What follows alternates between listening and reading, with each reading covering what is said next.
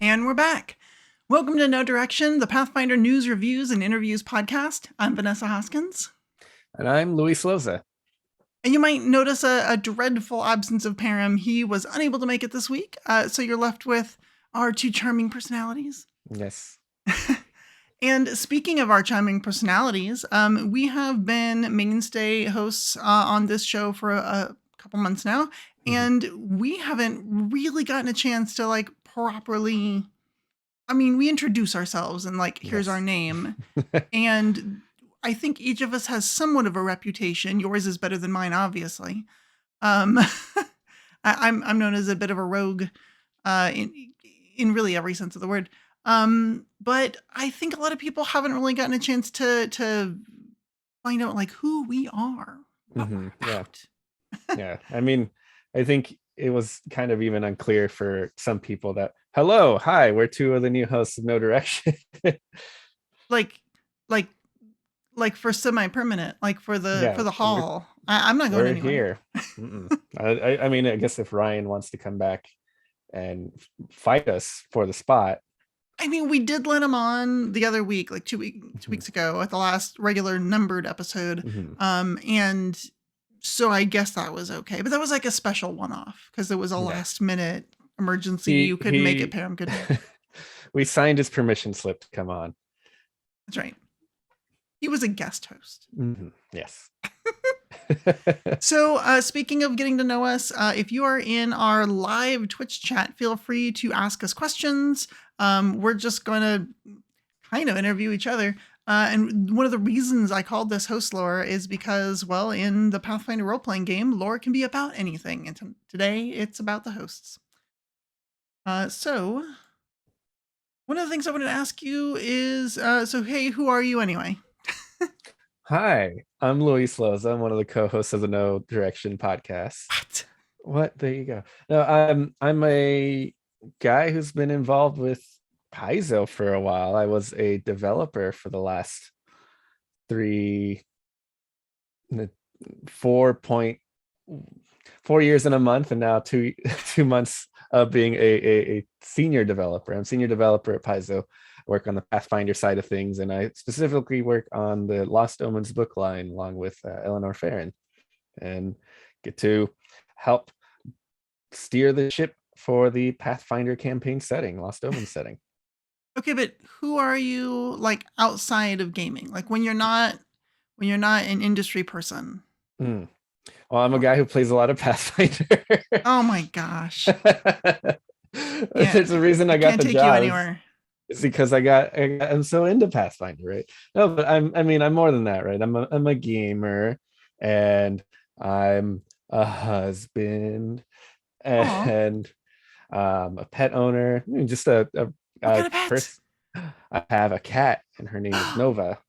Nova the cat. That's and I will show her off, but she doesn't like not having her own independence. Yeah. So cats are weird like that. Yeah. Sometimes she'll come by when I'm working, but that's a very grand luxury that I get visited by Nova of her own accord. I also have a cat, Bella, who is literally asleep right here. But she is conked out, and if I picked her up right now, she'd be like, "Why did you wake me up?" She's very content to just sit, which is good. So I've been a gamer of some kind since I was 3, I think. Wow. I think that's as far back as I can remember having consciousness.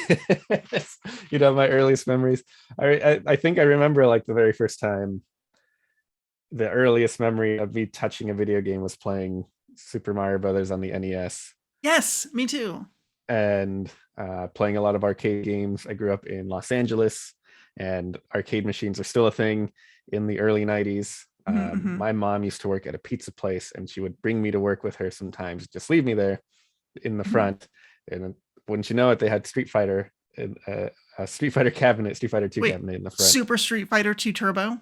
No, just regular Street Fighter 2. What? A regular Street Fighter 2 before they did Super Street Fighter 2. Before they added Turbo and any of that. Yeah, so I would play that. And sometimes the guys would come by that own the machines and collect the quarters and be very nice and hand me a quarter so I could go play a game.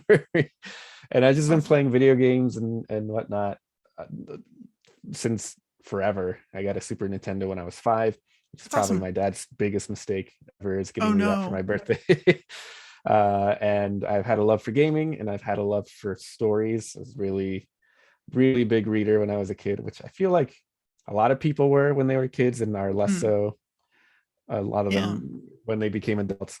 But my I think first Oh, I was gonna yeah, say, I think as a kid you have more time to just sit and read you though. do. Like, I mean, homework notwithstanding, but you have more time to be like, what am I gonna do? Guess I'll read. And these days there's more, there's the internet and readily access to other people and social Mhm. media and stuff. So sure. But yeah, I remember just being like, I don't know, I'm gonna walk to the library and get another book. Like it wasn't a big deal.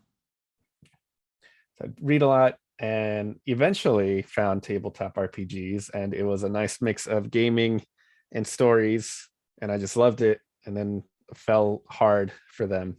And once you know it, eventually my constant playing of Pathfinder finally paid off, where I got to start writing for it and like pay back my subscriptions, Oh wow, that's like cool. kind of like a net even on like my subscriptions. And then Right. eventually the skill built up enough that I could be a developer. Here I am. That's awesome. That's How very about cool. you? Tell me about you. Sure. So, I am Irish, Polish, mostly Hmm. European mutt. I'm a trans woman. I am married to my lovely wife, and we have an adorable cat who just woke up. Oh, I'm just gonna grab her. Here she is. She's very Oh, angry. look at her. All right, best way to show off a cat is dangling from their front shoulders. But yeah, I don't know, like, other than gaming stuff, I like video games. I like Mhm. making stuff. I remember growing up, my mom was very crafty. Like, I get it from her, and she would always be, like, making us Halloween costumes, making decorations for the house. Like, we wouldn't go to, Target and get whatever the 2022 release is. We would literally just be like, "Well, we have this construction paper and these, like, random stuff around the house," and sometimes it was cool stuff. It was like, pine cones or wicker baskets or whatever, and then we would just make the decorations because we didn't have a bunch of money. So that was what we did, and it was pretty cool. And so I have a little bit of that craftiness. Mhm. I like to build stuff. I built this really cool set of foam terrain that took weekends and hours and forever. And it was a huge project. And then I had more huge projects because that's the way my brain works. I do one thing that's like, oh, this was big and cool. And then I have to go 10 times the size next time. Like I have to just make it giant, make it epic. Um, and I think I bit off more than I could chew with that. And then we moved, and I don't have a garage, so I can't Oh, you can't foam cut indoors. The smell will give you migraines and eventually literally sure. murder you. So you need to be in a well ventilated area. Remember that if you're cutting foam, if you're cutting it with a saw, you'll create little dust bits that you don't want to breathe in. And if you're hot wire cutting it, which is the way I like to do it, then it'll release fumes. So either way, wear a protective mask and well ventilated area. Um, and yeah, I don't know, I like building stuff, making things. How'd you, what was your first foray into tabletop RPGs? Like, how'd you get Oh my started? goodness. I got started when my memory is terrible. A small child, Sure. 5, 7, I don't know, I was short. And my uncle decided, hey, I'm going to take this kid and we're going to go play some games. I was a weird nerdy kid, and he was kind of a weird nerdy uncle, so he was very uncly, and Mhm. just was like, hey, we're going to go hang out for the weekend and do nerdy stuff. And I was like, yes, that's good. My family doesn't understand me. And so I was like, well, I have this game that I love that's really fun. Can I bring it? He said, sure. So I had a Super Nintendo, which had Street Fighter 2 on it, by the way. That's where I played it mostly, as Super Nintendo. Yeah. But it also had Final Fantasy 2, Mhm. which of course now we know that it's really 4. And I was just obsessed with that game. And I brought it over to my uncle's house. I wanted to show him, and he was like, "Oh, this is really cool." And he showed me Rollmaster, Iron Crown Enterprises Rollmaster for the first time. And basically, I was just pouring through Rollmaster books trying to figure out how to make a character and how the world worked and how all the rules worked. I was just it just blew me away that there was a game with all these books and rules, and you just like Mhm. talk to each other about it. So while I was pouring through those and building a character, he was playing Final Fantasy, 2/4, however you want to look at Yeah. it. I'm gonna call it Final Fantasy 4. It's the one where you go to the moon. It's cool. Yes. So he was playing that just nonstop and could not get enough. And we ended up playing Rollmaster with his friends. And I remember I had this like Rollmaster, if you don't know, is based on the Lord of the Rings stuff. So if you remember the guy who turns into a bear from The Hobbit, it was one Okay. of those guys, Yeah. and it was just like a super big guy with like giant swords. I mean, he would be great on a heavy metal album cover. Hmm. And he got killed instantly because that's how Rollmaster works. Do you remember what killed him? Yeah, Bjorn, thank you. Zathos of Rosaria. Yeah, he got shot with an arrow. That was it. It was like, That'll do it. yeah. And I was like, archery is Haas. Now, I mean, I was used to Final Fantasy where you're just like, you attack you. And like, you're not in any real danger unless you do something dumb or unless it's a boss. So I was like, oh, look, there's bandits. Okay, cool. Let's just go fight the bandits. And so I'm like, I pull out my giant swords and start running at him. And one of the bandits is like, thunk. And I just remember rolled super well. And in that system, like you can get crit and they are brutal. It's like shot through the eye, blood and gore, instantly dead or something. It was bad. And I was devastated, but I kind of bounced right back and was like, you know what? Like they were playing and playing all night. So I'm like, I'm just going to make another character. I just read all this stuff. I know how to do it. So I quickly made a character. And by the time they finished that battle, which took an hour or two, I had my new character, and he was Gil the Gill Man. He was like an aquatic elf, but no one knew he was aquatic elf. He's a regular elf. But he had like secret gills. And his name was Gil. He's an elf. And he's got a bow. And I'm like, he's got like a breastplate armor and a bow. And he's just going to stay in the back and shoot things and not instantly get killed. So, okay, fine. So we're going up. And then there was some big beastie. It was like some sort of bull-like creature. I can't remember exactly. I remember it was hairy and gross. And I'm like shooting at him, and I got a couple good shots in. And then the thing pushes me and knocks me off a cliff into a river. And everyone's like, oh my gosh, he just died again. And I'm like, dang it. But because I could breathe underwater, I'm like, Gil is still alive, but they don't know that. That'll be great. Because we were like finishing the session anyway. And they're like, okay, well, we'll play another time. I never played again with those guys, which sucked because like that was a lot of fun. Yeah. And my uncle ended up borrowing my Super Nintendo for like a week or two just so he could finish playing Final Fantasy IV. And I finally like got it back, and it was like, oh, thank goodness. I don't know what I'm gonna do without that. But that's my introduction to gaming. And then I didn't play. I had my mom fell in with the whole like D&D is evil thing. Yeah. So I remember later I was in 8th grade, and I found that there were gamers in my class, and I couldn't play with them because I'm not allowed. But I did get secret dice. Like I paid the guy to give me a really cool dice set, and he's like, I got a bunch of different colors. So he gives me this thing, and I was like, so I kept these dice. I couldn't play with anyone. I just had a full set of dice with a D20 and everything. And I still have the D20. In fact, it's probably in this bag. But I still have it to this day and use it all the time. It's really cool. I can just imagine like you just rolling the dice for the sake of like, look, I have the dice, but also got to hide them and I got to be quiet when I do it. I would just take them out. I had this really cool giant bedroom, and I was very, everyone thought I was an introvert. Just kidding. I wasn't. I just didn't have any friends. But I would hang out in my bedroom and just play with Lego and build stuff and spaceships and all sorts of things and play video games. And so I don't know, I was just in my room hanging out, and I'd pull out the dice and roll them and look at them and just think they were cool. And didn't really get a chance to use them until college, really. Yeah. We do have some questions from chat that we should probably go through. Katsuni Warlock asks, what's your favorite thing the other person has written? Oh boy. This is going to be rough. I'm trying to remember. I feel like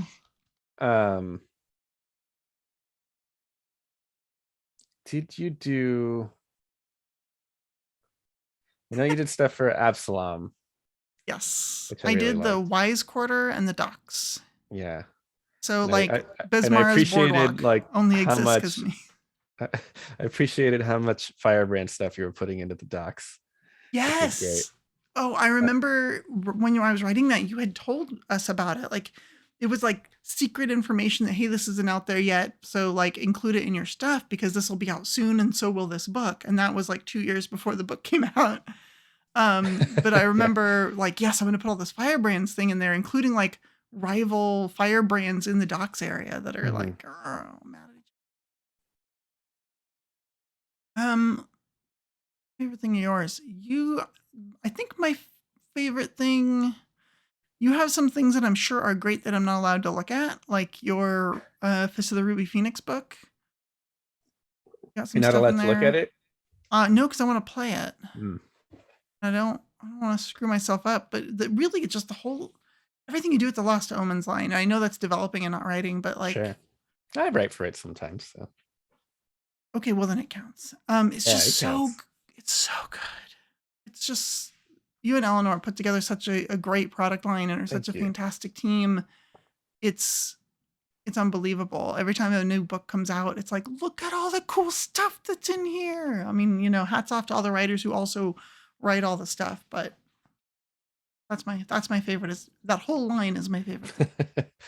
A couple other questions. Number 18 asks, how many previous lives are you in touch with, and do they help you write those fabulous lore and adventure submissions? That's the question. None that I'm aware of, but it definitely does sometimes feel like that when an idea pops into my head, right? You ever have that where you're like doing something completely unrelated and just suddenly a almost full formed idea is ready to go. Right. And I don't know what it is, just like maybe it was just ready to sit in your head and like something knocks it about, or it was a past life. I had when I was doing a lot of third-party stuff in first edition days, I wrote a lot for Mike Myler, who's currently running the End World 5e stuff, at least last I checked. And he would insist that I would travel back in time and steal his ideas. Oh my god! I would submit my stuff, and then he'd start reading it, and he's like, "Oh my gosh, this is the thing I wanted, and I didn't even tell you." Oh, that's funny. So maybe I do have a connection to previous lives that I'm kind of just borrowing from. It's possible. I don't know about previous lives, but I know that definitely I was writing a thing that I can't talk about recently, and it felt very much like, rather than me inventing all this stuff, the universe was just telling me. It was like, hey, and this is what happened. And it's a lot of like from whole cloth type of stuff that wasn't like, I'm following the outline and then I just thought of it. It was a very, the assignment I have is a very blank slate. That's just like, make this. And you're like, just channeling sure all the information through. You were a vessel through which it all came through. Yes, absolutely. And it's funny because looking at it, I can definitely see like, oh, that's definitely Final Fantasy influence. Oh, that's definitely Greek mythology influence. Oh, that's definitely from here. But at the same time, weaving all these things together just seemed to happen so naturally writing it that I was like, okay, cool. Like, I don't know where that came from. And I feel the same way writing like Vellum and Lace. Yes, we have a plan for what happens to the characters, but there's already been moments and scenes where the scene just goes a different direction. And then I'm like, how this doesn't match with what we planned. How do I reconcile that with later? And then we either have to tweak what we had planned or do something else. But there's definitely moments like that where I feel like the characters and the book and the content's writing itself. And I'm just typing the words out. A couple other questions. What was your first, this is from XX the Faceless Man. So your first session was also your first character death. Oh, that was to me. Yes, that's right. It sure was. Your first session was first 2 character deaths, basically. Well, one and then one fell in a river. Number 18 asks, will you both be at PaizoCon this year? I plan to be. I think I will be. I mean, there was a thing that went around where there was kind of an internal survey. Hey, do you want to be at PaizoCon? Are you willing to be at PaizoCon in person? And stuff. Well, that's and I really said cool. yes. And some people weren't feeling comfortable for that, and I understand that, but I'm willing to go. So if all goes well, I can go, and of course, trying to be careful while doing so. But Sure. That will be nice, just to get to see some people again. Yeah, I'm planning on going, without getting into details. My travel plans are tentative and could fall through at the last minute. But I'm determined to find a way to get there and be there. So, but yeah, I have plans. I plan on being there. I am being optimistic that everything's going to work itself out. So I'm making plans in that regard. I mean, Um, if it falls through, it shouldn't be too hard to get just from the East Coast all the way across to the other side of the country, right? yeah, it's literally the other. I'll just drive. Um, Big deal. I mean, I'll find out like 72 hours before my flight if I'm going to be in trouble. So Ugh. I don't want to get into it. But yeah, I definitely plan on being there. And mostly, yeah, I want to see everyone. Like, I like talking to you here. I like chatting with you on our fabulous No Direction Discord server, It's not the but same though. it's not the same. I want to sit across from you and like have a meal and chat about things and give you a hug and just, yeah, it's way better. I'm such an extrovert too that having all my friends on the internet has been really challenging for me. And I think it will be very, I'm gonna get very California for a second. I'm from California. Um, I think it's gonna be really healing to be around old friends in Yeah. person. No, I get that. I mean, the few kind of gatherings we've had over the past 2 years have been just, I don't know, there's something to getting to see people again and fall into old routines, if only for a few hours, right? Yeah. There is a follow-up question from Number18. Will No Direction have an official presence? Will there be a meetup? We haven't announced anything yet. Yeah, I'm not I entirely would sure. Yeah, I think we're still trying to figure that out. I would like to have some sort of impromptu live show or something, but I think we're still trying to figure out what all the details are going to be and like who from No Direction Network is going to be there. Because if it's just Luis and I, Luis is probably going to be busy working PaizoCon because that's work. It'll probably just be me that would be available to do No Direction unless I could like grab Luis really quick and be like, "Hi, say a few words." Okay, great, go get lunch. So we'll have to see. Maybe, hopefully. Is that something you would like to see? Let us know.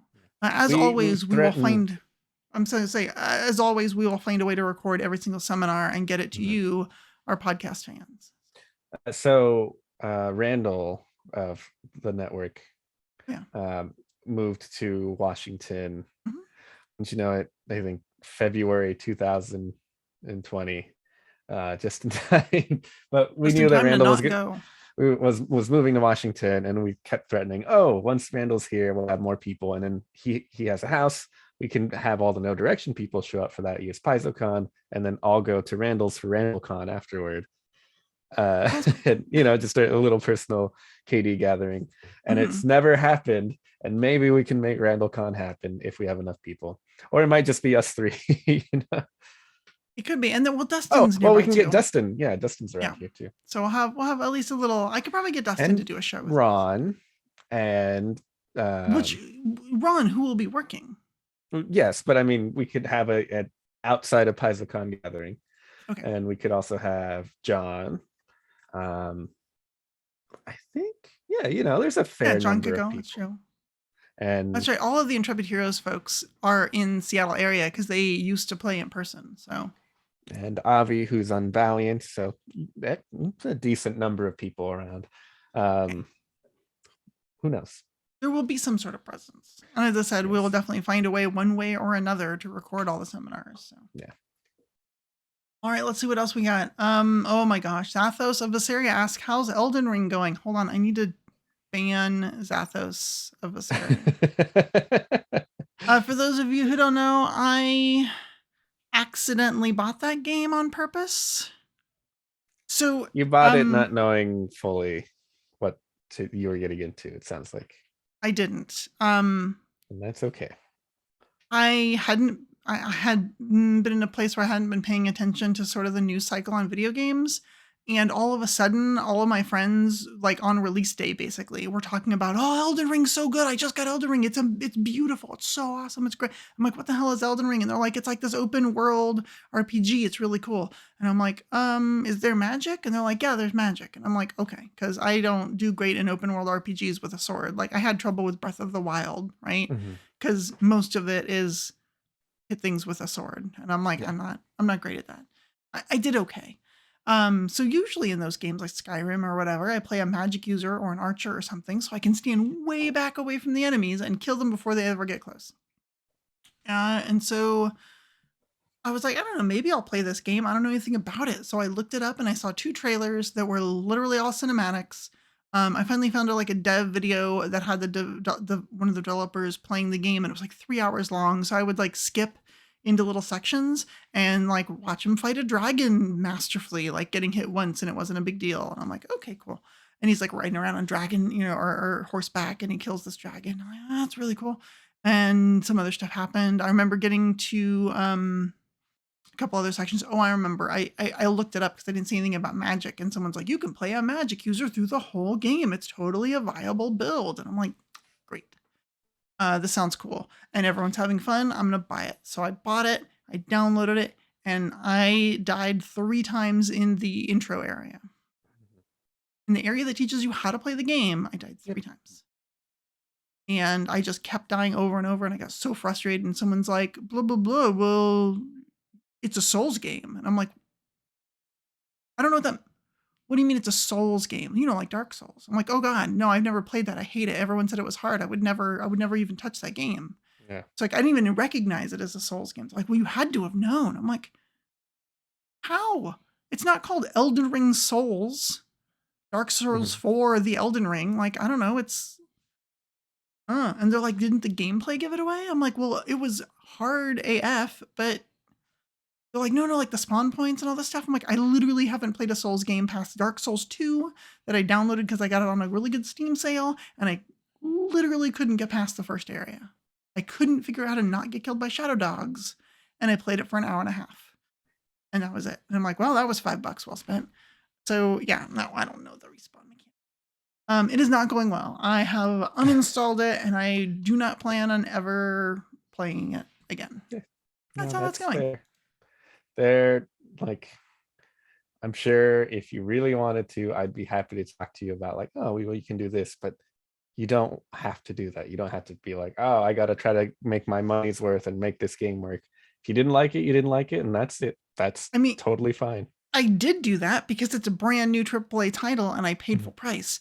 So I did bang my head out into it for like 2 days straight, and it wasn't great. And then, because everything's Elden Ring and like lots of video game stuff goes in my algorithm, I saw an article, a blog article that said the secret hidden hard mode.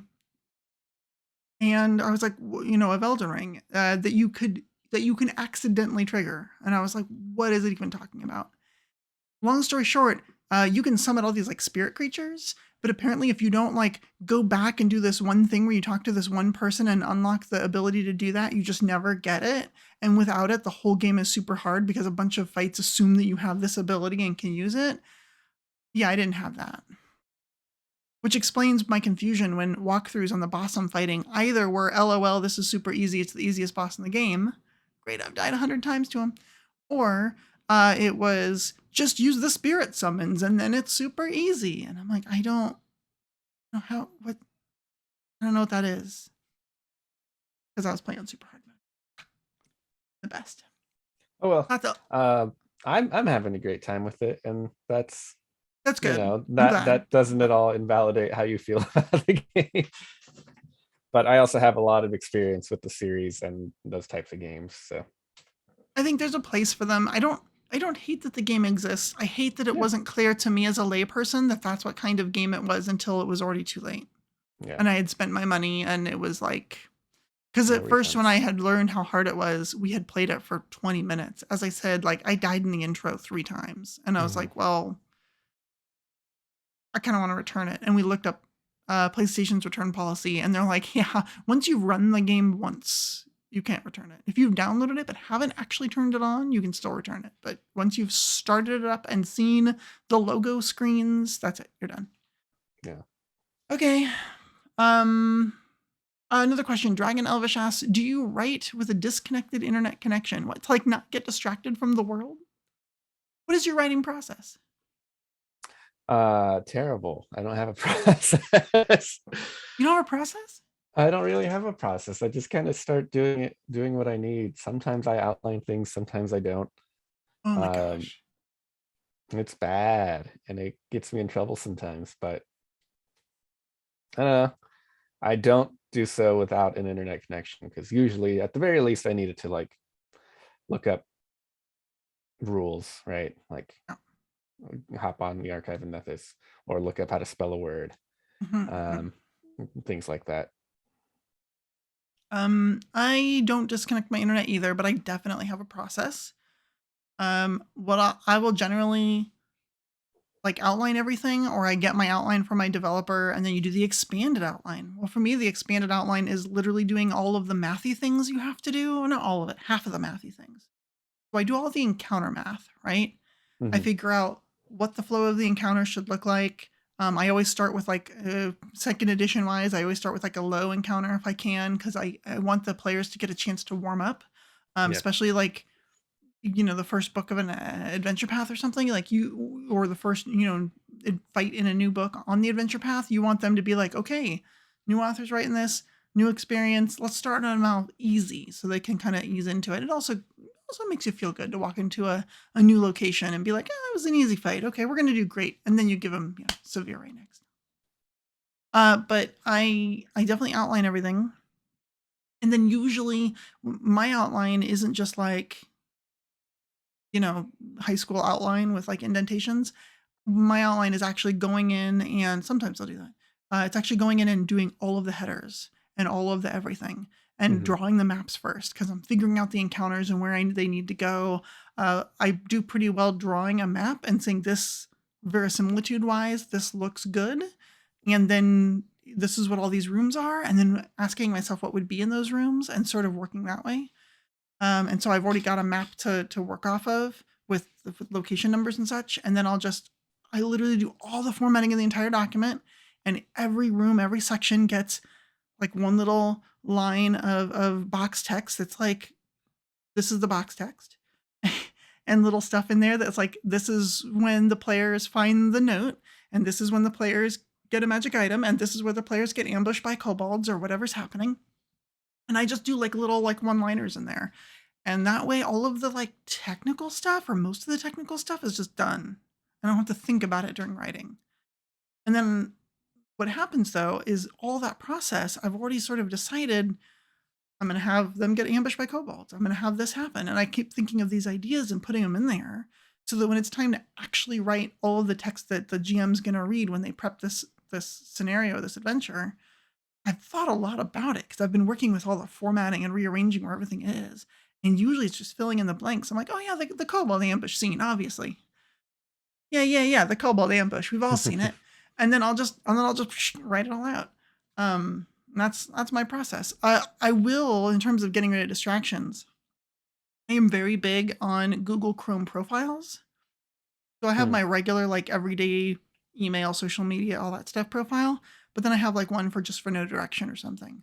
I'll usually go into a profile that's like the no direction one that I just used to host the show. And I don't have social medias on it. So I will use that one to open the tools to look up rules and stuff because then I don't see like Twitter blinking at me that there's like 5 new notifications and I want to see what the notifications are. Instead, I can just focus. Anyway, that was a long answer.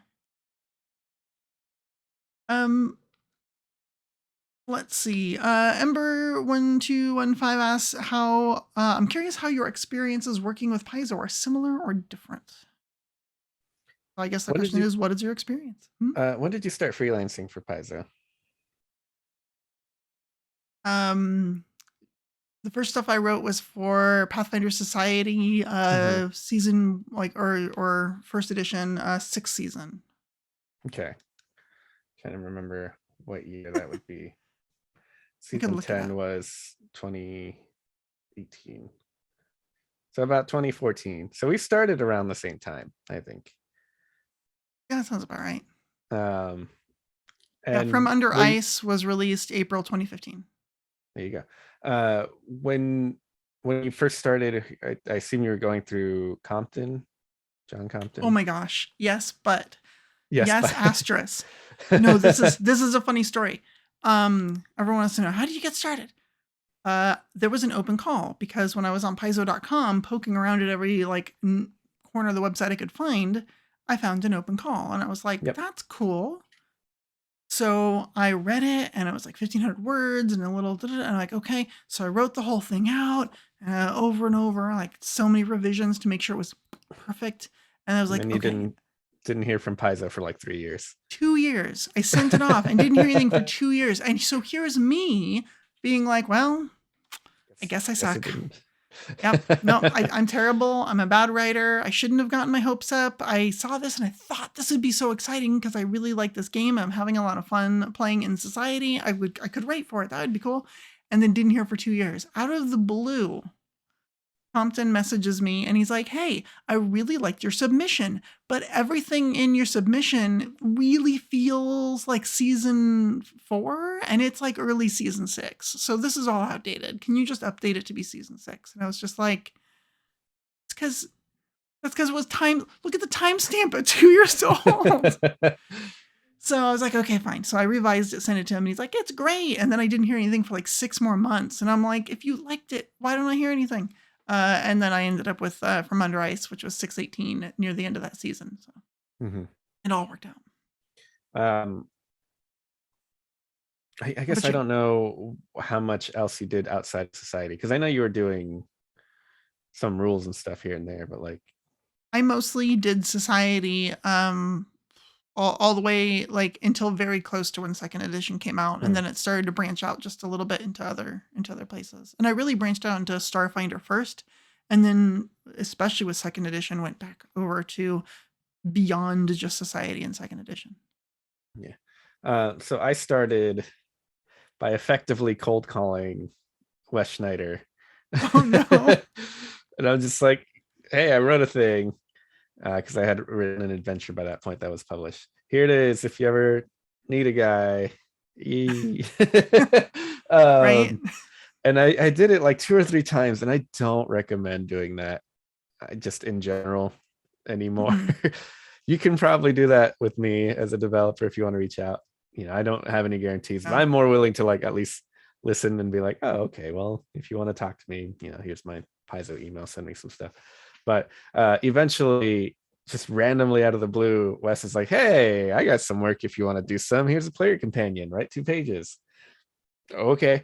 Sure. And the player companions were in a weird spot for many years, where like Patrick was doing them, but then Patrick left, and then Owen was doing them, but then Owen had to do other stuff. And like, it was so like, I feel like you and I had at least initially a weird experience where like we started and just writing things into a void, and then it turns out we did well. Well, it's funny because it's something that I think Paizo is definitely getting better at overall. But back in the day, it was very much like you had developers that knew you and ones that didn't. And you were stuck with the ones who knew you. And if you wanted to branch onto other product lines, you really had to convince that developer you were writing for, hey, go poke so-and-so and tell them I'm a good writer because I want to write for their product line too. Yeah. And one of 2 things would happen. They would or they wouldn't. And sometimes they wouldn't, not because you were bad and they didn't want to like inflict you on the other person, but because you were good. And they're like, no, you are my best, you're my best gazetteer writer ever. You write really cool stuff. I don't want to hand you over to the adventure line because you'll all your creativity will go there and you'll be good. But like, you're such a good, no, I'm just kidding. I might just keep you. And it's like, no, don't do that. So yeah. And sometimes you'd be like, sure, whatever, they're good. That's actually how I got working with Starfinder. As I worked with John compton and Lisa Zayas Palmer for forever. And then John went over to the Starfinder team. No, I remember. Thirsty was over in the Starfinder team, and Thirsty and John are good friends. And I think Thirsty was like, hey, so-and-so's looking for writers. Do you know anybody? And like, it was like through the pipeline that I got on someone else's radar and was finally asked to write some back matter in the I'm Dead blanking because Suns. it's Starfinder. The weird creatures that are like hidden. Anyway, the Greys and all of them. So I got to write this article about the Greys. That was, oh my gosh. I wrote that, the entire article is like 6 pages long. I wrote it in one evening. Sure, I've done that kind of thing. Well, I mean, I had other stuff I was working on and I was kind of behind. I'll just tell you the truth. I was behind and I had to get it done. And I knew how I wanted to do it, but I hadn't cleared it. It was Jason Keeley was going to take it, I think. And I hadn't cleared it with him yet. What was I writing that for? It changed developers like 3 times because it was so many shifts. But anyway, I remember just being like, it's due in like 3 days and I need to do it and I'm tired and I'm like, I don't know. So I made myself like coffee but put Irish cream in it. I was like hopped up on caffeine and a little bit intoxicated and just kind of free flowing. And I wrote this rant, which is the way I wanted to do it anyway, like an in-character rant of someone just being like, the Greys are really weird, because a lot of the outline was like, say 8 things about the Greys and 2 of them are true. Mm-hmm. And I'm like, wait, what? I'm like, yeah, drop these 2 hints and those 2 things are true and like make up 6 more things. You're just writing a conspiracy rant on the internet. Yes. So it was like, I'm just doing conspiracy rant. So I was just like, I'm just going, I'm just feeling it. And I'm just like, just all in one, writing the whole thing. I did another pass, but it was literally just like grammar and spelling, because I was like, no, it's great. Any part that comes together weirdly worked, because it was this weird fever rant of just like, I'm just going to type it out. And I just write all this stuff. Any weird thing I could think of. I had not that exact thing, right? But there was definitely a time I had just started at Paizo and I was working on, I forget what it was. And then randomly Ron Lundine's like, oh, hey, do you want to write a back matter monster? I had already written 1 or 2 at that point. And it was for Return of the Rune Lords. I'm like, I think I can do this. And then I take it. It's just like 2 pages, but it's a big monster, CR like 24 or whatever. And then as soon as I like accepted it and Ron went on his way, I'm just like, oh, actually, I don't think I have time for this. So I get the assignment on like Thursday, and that weekend I have it done for him. I'm just like, I'm gonna get this done and off my plate immediately so I can get back to other stuff. That's right. And I mean, monsters came super easy for me in first edition, because by that point I had done, I don't know, 3-4 years of Monsters Physique. So I knew monsters, so that was quick and easy. I remember having trouble getting to like, I don't want to just do player companions. I'd love to do a campaign setting book, or I'd love to contribute to a rule book or adventure path or whatever. And I tried really hard to get published in each line at least once before the end of first edition, and unfortunately never made it to rule books, because Planar Adventures was already like done by the time I joined the company, so there were no more rule books to write for. Oh, I see. Darn, missed it. And those are hard to get into because like everyone shares developers, right? But I think there's a lot of cross-pollination within a lot of the different lines.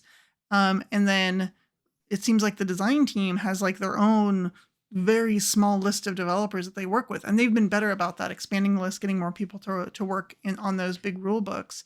But I think a lot of that also came with Pathfinder 2nd edition and how all the books changed, right? Because we don't have a lot of splat books anymore. We have your Lost Omens line, we have adventures, and then we have the big rule books, and that's it. A cat just snuck in here.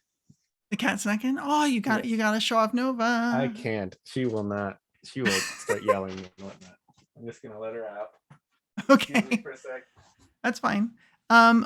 Just being Luigi says, I love Legendary Kineticist. It inspired me to write my first publication. Oh, I'm so happy, actually. That was a labor of love. And I would love to like go back and do a revised edition or some edits or something, but that's fine. It was one of those things that when 2nd edition came out, I was like, I know exactly. I was actually at PaizoCon and I thought I know exactly how I want to do the Kineticist. It was 2nd edition. And So I went and I found Jason Nelson of Legendary Games and just said, "Hey, this is what I want to do." And I pitched it after the banquet. Actually, I was late for the trivia because I was busy pitching to Jason Nelson, and he's like, "Sure, go ahead and write it." And we put a team together, and the team kind of fell apart, and all sorts of stuff happened. But it basically took about a year, and I finally got it out. But I knew like everything that's in that book. I knew that night while we were talking about it. That's what I wanted to do. All right. Let's see what else we have.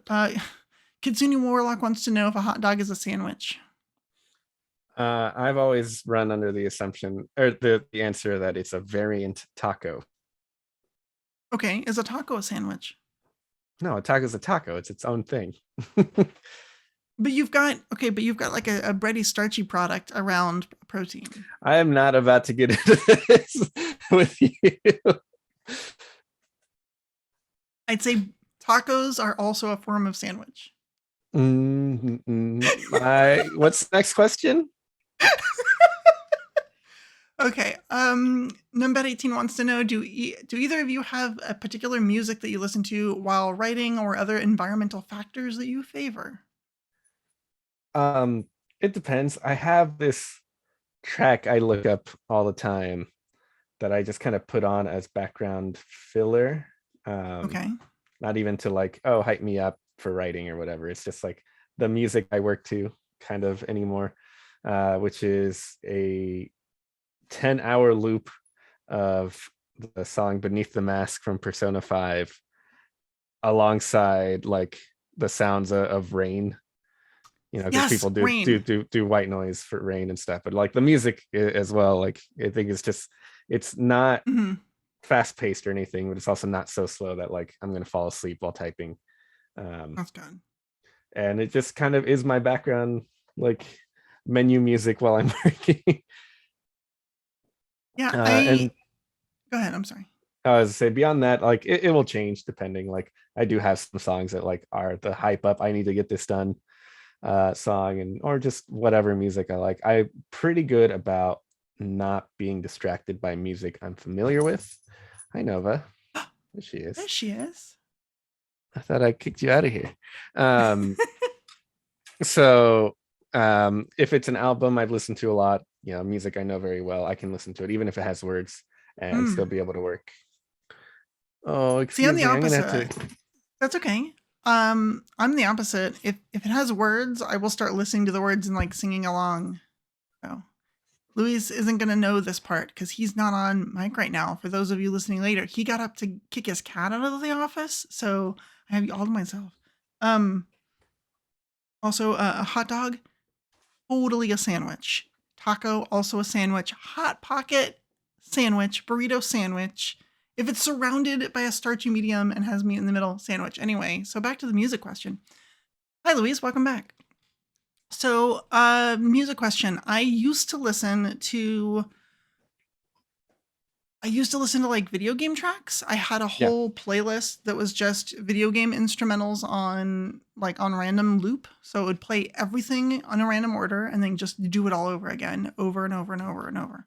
And I would just listen to that because like I wanted music, I wanted something to drown out the sounds of the house, but I also didn't want any vocals in there because then I'll just focus on the voices and the words. Video game music is great for that. There's Yes. so many like 3 hours of slow, chill, melodic music from video games on YouTube that you can pull up. There is. I've been listening to a lot of lo-fi beats during my day job recently, just because it's nice and calming, and tends to keep like work anxiety down because I had this nice calming music as my backdrop for working. So that's helped. But these days when I'm writing, I'm usually listening to there's a Perfect Rainstorm on Ambient Mixer, and it is great. It is like intense rain, but not really wind. There's some thunder, but it's distant. And then there's this really good like tin roof sound, little tinkings. And between all of that sound, it's enough white noise. I can't hear anything that's happening in the house. And these are not noise canceling headphones. These are half open, like half back headphones. So they're super comfortable to wear for hours at a time. And I just wear these with that rainstorm going, and it blacks everything out, including, like I don't know if you have this. Do you have that like little nagging voice at the edge of your consciousness that keeps trying to change the subject in your mind? Um, no, I don't think I have that, but I kind I of do. understand in that, like, Yeah. I will definitely meander. Like, it's not even like, oh, let's talk about this now. It's just like, no, this is just what's happening. Yeah. Well, like Dustin Knight says, my tinnitus is talking to me and it's never on topic. It's not quite like that. It's just like I'm writing about, I don't know, kobolds or something, and all of a sudden my brain will be like, "Did you feed the cat?" And I'll be like, "Yeah, I fed the cat. It's fine. Are you sure?" Yeah, it doesn't matter. Okay, so I'm writing, and it's like,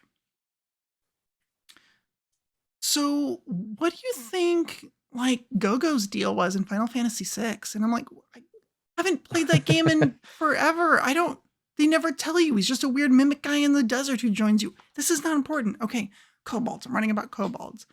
It's like, so Elden Ring sucked. And my brain just won't be quiet. But like with the rainstorm, it's almost like I can't hear it past the storm. Hmm. So I'm already like in the process of actively not listening to the storm and therefore focusing on what I'm doing. And that helps me actively not listen to all like the distracting thoughts that are just zooming through my head. Anyway, that's my process. That was too long of a question or an answer. I'm sorry. Um, let's see. Any tips for self-publishing? That was from Dom Hero Ellis 13. Yeah, I saw that Go ahead. Dom's looking to publish game stuff. I mean, You've if written you at some least, nice stuff.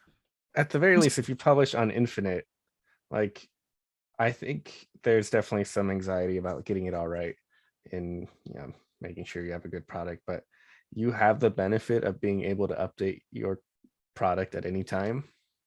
If someone points out, they're like, oh, there's a typo here, or this seems unbalanced or whatever, you can just go fix it. You can re-upload it, as opposed to Paizo, which is just a very big ship you have to turn around, right? It takes a while to do errata and reprint everything. So you don't have to worry about that. If you don't get it all 100% right, when you do publish it, just go fix it. You can do that. That's Yep. one of the luxuries that self-publishing offers.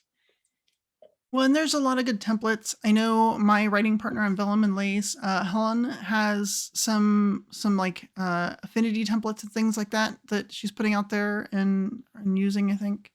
So there are definitely templates that you can use that you can follow for adventures and stuff. Mm. I think the templates they give you are fine. They're just Serviceable. not. I mean, they sure will publish your product into a PDF. Yep. But I don't know, like they're very minimalist, right? Mhm. And if you want something with a little pizzazz, like it's going to take a little bit of effort. My trick has been to always partner with someone who knows how to do that. So Vellum and Lace doesn't have like doesn't have strict publishing regimens. It's not terribly difficult, but like if I did it myself, it would be in PDF and that would be it. But I'm partnered with Helen, my co-author, and she does all the proofs and publishing passes to get them in the proper formats because she already has all the software to do that. She's done that a bunch of times for her own self-published books. She's like writing about Arthurian legends retold in modern times. It's wild, but she already knows how to do all this stuff, and so she luckily takes care of that aspect of it. And generally speaking, although I've been really mad about it lately, generally speaking, I'll take care of more of like social media blasts and stuff like that. Mhm. So um but yeah, that's another way to go, is like if you are worried about that technical aspect of getting it to look right, just find someone who do layout and then cut them in on a cut of sales. Um, and another thing is just the more you publish, the more you'll learn. Like, your first product may not look like your 10th product, Mhm. because you'll learn so much along the way about what to do or what not to do and how to improve it. Hopefully, you'll be able to learn from what you're doing. Oh, Dustin Knight in chat, gets any warlock, brings up a great list of things that we have on our No Direction website, which has a bunch of blog information. So if you're a fan of the show and want to see amazing blogs, including our Infinite Possibilities series on how to self-publish on Infinite, go to nodirectionpodcast.com. And if you are in the chat right now, you can see a link there. So this was supposed to be us learning about each other. Yeah, I feel it's like true. we kind of, not that there's been a problem answering questions, but It's just hey, there's been so many questions. let's ask a very thematically appropriate question for No Direction. How'd you learn about Pathfinder? How'd you get into Pathfinder specifically? Oh my goodness. I learned about Pathfinder and honestly gaming conventions on the whole at the same time. We had just moved to Indianapolis, Indiana, while my wife was getting her master's degree. And I'm getting confused. That's where my mom lived for a long time. Bloomington? No, my brain just like popped in the wrong city. Champaign, Illinois. Sorry. Okay.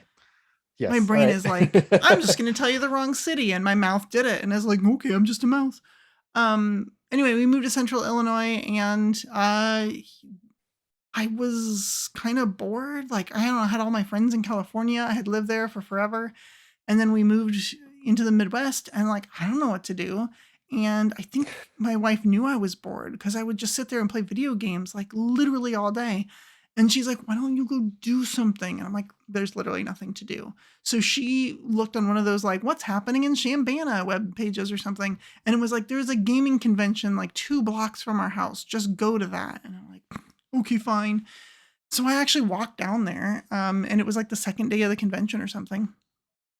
And there was all this stuff going on. And one of the rooms was very rowdy and had all these people playing Pathfinder. And I'd heard of Pathfinder before from someone like, it's like 3.5. And I'm like, whatever, I'm playing 4th edition. I don't care about your stuff. And you know, whatever. But then all these people are having fun. And I was like, well, that's cool. And like, I remember trying to come back and run like a 4th edition game at this convention, and literally no one showed up. No one cared. And it was at the time where, at least in that area of the world, people had given up on 4th edition and Pathfinder was all the rage. So I was like, fine, I'll just figure out what this is. And everyone's like, you got to go to the special. The special's like, you know, tonight, you got to go. Okay, fine. So I go to the special and I play the Ruby Phoenix tournament special for season 3 of Pathfinder Society. And I was hooked. That was it. I played like 2 more games on Sunday and I was like, when can we play some more? This is super cool. And then I immediately just started to get like full on into the Pathfinder Society locally, which had, I don't know, a game a week to a month, something like that. So how'd you get into it? So I am online way too much. I'm terminally online, as people say. But in my random spouts of looking at stuff on the internet, I found an image which featured the cover of second book of Rise of the Rune Lords, the Skinsaw Murders. It has the cover with big old ogres. No, that's the third one. This one has the cover with all the ghouls coming out of a well with a body wrapped in like sheet and like a haunted house in the back. And it just said below that, it said Skinsaw Manor, the scariest night you'll ever have in D&D, which intrigued me. It's like, I don't know what this is. Let's look it up. You know, I look up Skinsaw Manor and eventually find Rise of the Rune Lords, this thing called Pathfinder. Okay, and I tracked down the first book of it because I realized Skinsaw Murders is part 2 of an adventure. And start reading Burnt Offerings, and just like, whoa, this is cool. This is a cool story. This is a cool setting. I like what's going on with the story, and I like this adventure. I had been running 4E for a little while at that point, and done a lot of D&D 3.5 before then. It just was all homebrew stuff. So the very few encounters I had with published adventures, it's just like, oh, this is fine. But this one like hooked me, and I got really into it, and got to the point where like, I'm going to try to run this in 4E because that's what we're playing, and just liked Pathfinder enough. But some other friend eventually, like, our 4E thing kind of just fell apart, I think, because people were moving and whatnot. So I'm just living with some friends, and it's like, oh, you guys, we miss D&D, you know, and one of them mentions, oh, I hear this Pathfinder thing that is kind of like D&D 3.5. We used to play that. It's like, let's try it out. I'm like, yeah, sure. I like Pathfinder based on what I saw. And I think let's buy the rule book. We buy the rule book, right? Just one among like the 5 people that live in the same place. which I think is still here, but the cover has fallen off. It's just run ragged. And it's like, all right, well, we know they have pre-written adventures. Which is the latest one? And we did some very poor research. It's like, oh, I think this one is Legacy of Fire. Let's buy that. Okay. And I realized after I bought it, because I was planning to run it, oh, this is like for 3.5, but not for the Pathfinder rules. Kingmaker's coming out right now. Oops. Oh well. Oh well. But like, I'm reading this and I'm enjoying it just as much. Mhm. There's a whole like theme about Ceremony versus Rovagog and all this stuff. I'm like, there's rules, and we run that first adventure and have a great time. And it's just kind of didn't look back. I'm like, oh well, I have this and I got to buy the 6 adventures for that, and I might as well go pick up those last adventures, and I got to pick up Kingmaker, right? Because that's the ones that's coming out right now. So I'm just going to subscribe now, and I'd start with book 3 and I'll get the other 3 now. And oh well, there's player companion stuff and campaign setting books. Like, I got to have them all, and Gotta have everything. Yeah. got to have the entire first edition collection, right? Oh, that is really impressive. So it took me a while to catch up with those, but I fell in hard after that. Skin Saw Murders and Finding Rises of Moon Lords, and then playing through that first adventure of Legacy of Fire. We just loved it. And then APG came out, and there was a lot of cool stuff. And then it's like, oh, cool. Well, I hear there's like a magic book and a combat book, Ultimate Magic Unit Combat. I guess we'll check it out. Maybe we're not too. And then no, we just didn't stop. And then here I am now. I know. Yeah, it's like there's just one thing after another. I remember I came back from that convention and was so sold. I'm like, Pathfinder is super cool. Like, I've been having fun with 4th edition. It's really neat, but we were also getting high enough level that everything was getting very complicated, and everyone's turn was taking like 20 minutes for that one person's turn. As people decided what to do and there were interruptions and I just had so much fun. I was like, nope, this is it. This is the game I'm playing. And I remember talking to my wife about it, and I was like, so the books, like the hardcover books, are definitely more expensive than the PDFs, but they have PDFs, which is something that D&D didn't have. So I was like, what if I bought like a good tablet that could run all this stuff, and then PDFs, and then I just have all the books on my tablet? And we worked out the math, and that was still less expensive, even with the fancy tablet. So I went that way, and I am not sorry. I ran everything on that tablet for years because it was just, I don't know, it just worked really well. And I used it like a big PDF reader. I almost never use any of the other tablet's functions. I just use Goodreader, and that was it. I still do that, right? PDFs were just so much easier. I used to transport literally my entire like rulebook library to go run games. So it's like, oh, core rulebook, Bestiary 1, Bestiary 2, Bestiary 3, APG. It was like 8 books, but it just kept getting bigger and bigger. And just like, I'm just running from my tablet, from my laptop. Yeah. And my having the tablet entire library in PDF now through work is also very convenient. Yeah, that's a big part of it. I did not plan for that. I was a venture captain for 3 years, I think. And venture captains, as advertised on the paizo.com website, do get access to all of the PDFs. For a while, everyone's like, that's NDA information. I'm like, it's literally on the website. But anyway, so I got access to all those PDFs because like you have to audit people's characters and stuff, right? Yeah. You have someone that comes in doing something weird stuff. You have to be like, we're going to take a look at that. I'm going to audit your character and make sure all this makes sense. So you have to have access to the materials. So it makes sense. But yeah, I did that for like 3 years, and it was super cool. And I had all these PDFs, and then I'm just like, well, now I just do PDFs. Now I'm about 18, and chat is saying that like with 2nd edition and Starfinder, they're physical and digital. And I kind of did that.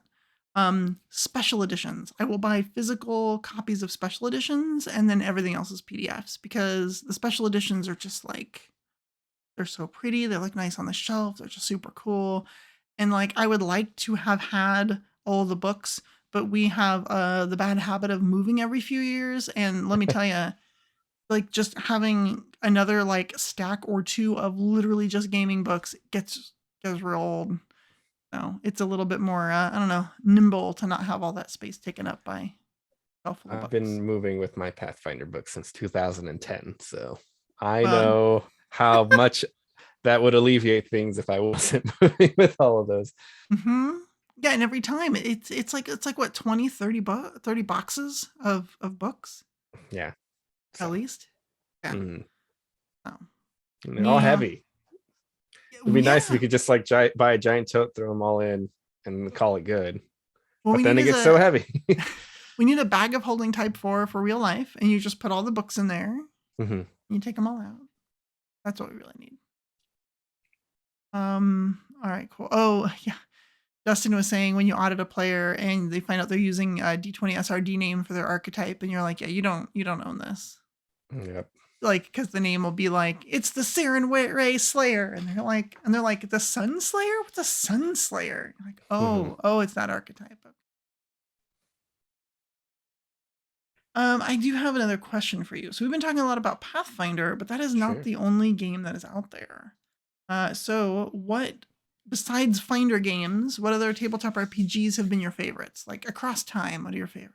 Well, I turned to show off my 1E collection, and I'll turn the other way to show off all my other RPGs collection. I've had a really good time. So obviously 3.5 edition, 4th edition, 5th edition D&D, right? I haven't looked back earlier than 3rd edition D&D. That was my first. Before my time. Yeah, that was my first. I have some of the books, but I just like haven't run it or really learned it. But yeah. I started playing tabletop RPGs again, basically when 3rd edition came out, because I was in a creative writing class, and this guy sitting next to me is like, "You're writing nerd crap. You must be a gamer." And I was like, "No." And he's like, "Oh, well, you're gonna game with us then." He just decided.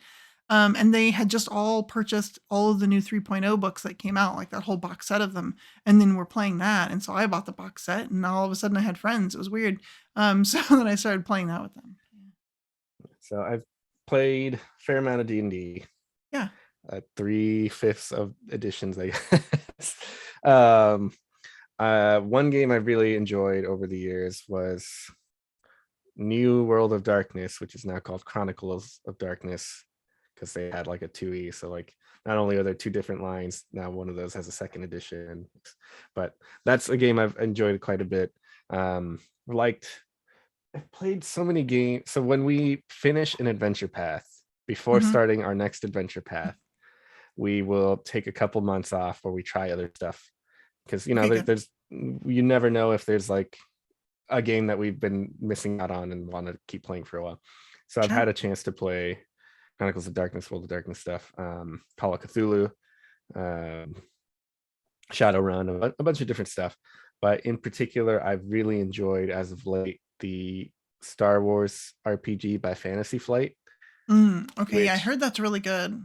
It's just, oh man, let me tell you for just a moment. It has proprietary dice, and these dice have different symbols, and there are 2 different tracks where you can keep track of things. One that is success, failure, and what is like advantage, disadvantage, or threat, technically is what it's called, which are just like minor things. So like there's a possibility that you can succeed at something but have enough threat that things can still kind of go bad.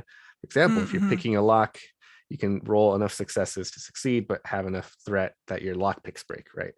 And now you can't use them. You open the door, but now you don't have your lock picks. Or inversely, you can roll poorly and not unlock it, but learn enough information to realize, oh, this is a more of an electronic lock.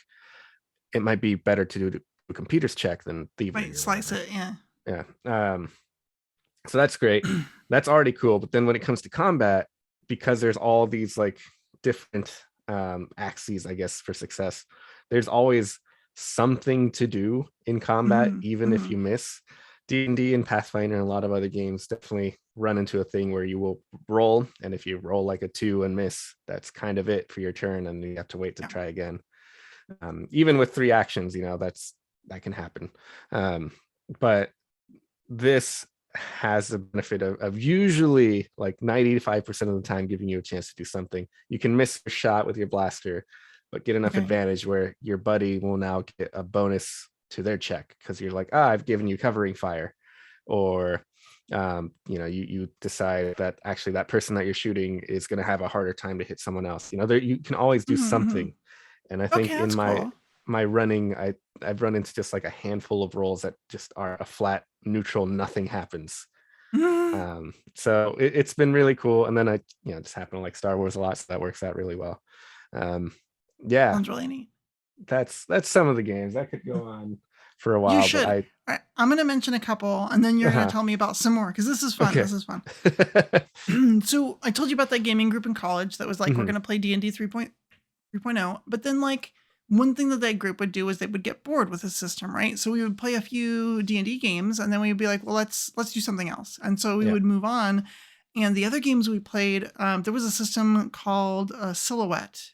Okay. It's a Canadian system by DreamPod 9. It was created for the Heavy Gear role-playing game, and it is one of these D6 based systems. And what's cool is it's like the more skilled you are, the more D6 you roll, and you take the highest. And if you have multiple sixes, you just get a +1 for each one. So if you roll 2 6s, then that's actually a 7. If you roll 3, that's actually an 8. And then you have a stat that averages 0, and you add that to it. It's real simple. Anyway, so we would play this, and we had so much fun. We adopted the system, adapted. There we go. That's the word.